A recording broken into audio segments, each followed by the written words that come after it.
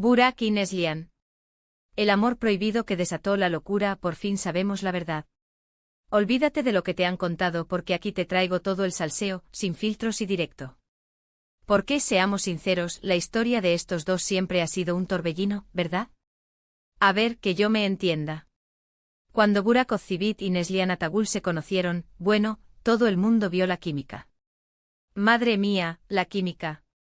Era como si la pantalla de la tele explotara cada vez que salían juntos en Kara Sevda. Y claro, los fans se volvieron locos. Locos. Empezaron a soñar con ellos, a juntarlos en todas partes, a vivir su historia de amor a través de la pantalla. Pero aquí viene lo interesante, la parte que no todo el mundo cuenta. Se decía que había algo más. Algo más allá de los guiones, más allá de las cámaras. Y eso, amigos míos, es donde empieza el lío. El amor prohibido que le llamaban algunos, aunque prohibido por quién, no me queda claro. Quizás prohibido por sus parejas de entonces, ¿quién sabe? Lo que sí es seguro es que la presión era brutal. Imagínate tú y otra persona, sintiendo cosas, pero con miles, millones de ojos mirándote. Cada gesto, cada mirada, cada rumor se magnificaba hasta el infinito. Y ahí es donde creo que la cosa se pudo poner cuesta arriba. Porque el amor cuando se mete en ese circo se deforma, se estresa, se ahoga. Muchos decían que ellos jugaban con fuego, que alimentaban las especulaciones para el show. Pero yo, para ser honesta, creo que era más complicado que eso. Creo que Burak y Neslihan, en un momento dado, se vieron atrapados en una telaraña de expectativas que ellos mismos no habían buscado. La gente quería que fueran sus personajes de ficción en la vida real, y eso es una carga enorme para cualquiera. Y luego está el tema de las parejas. Burak estaba con Fariye Evcen y Neslihan con Kadir Doğulu.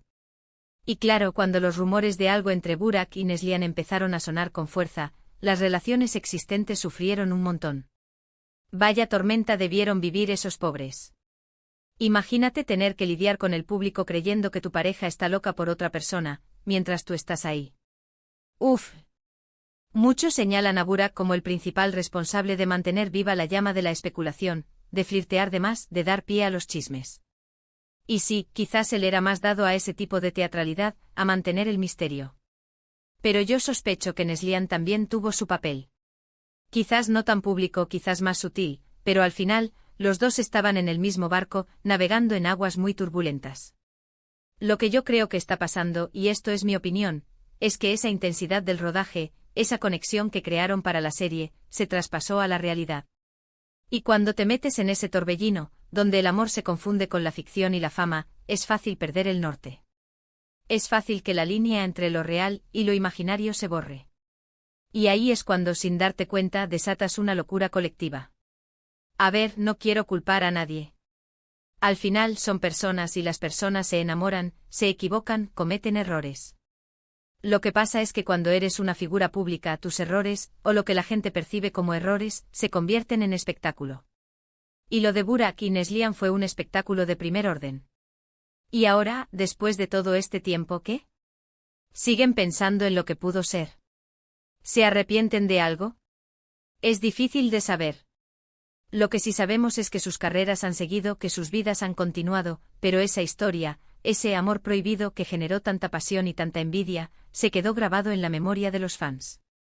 Y yo me pregunto por qué es lo que me da curiosidad a mí, ¿creéis que esa intensidad de Kara Sevda fue un arma de doble filo para ellos? ¿Que esa conexión tan fuerte en la ficción los marcó tanto que luego les costó separarse emocionalmente de esa experiencia? Contadme lo que pensáis.